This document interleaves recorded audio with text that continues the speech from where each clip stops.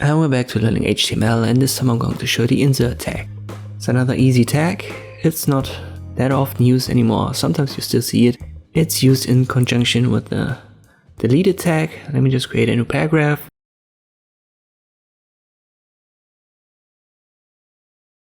And I invent some example. Let me just write your number is, then maybe I'll make it 17 or something. So the del tag, the deleted tag, is then used to strike through the old number and then you insert the new one.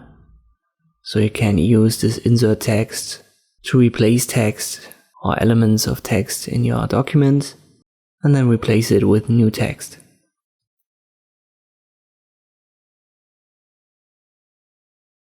By default, the browser will show it as underlined, so the 45 in this case, which is nested inside of the ins tag, the insert tag, is underlined.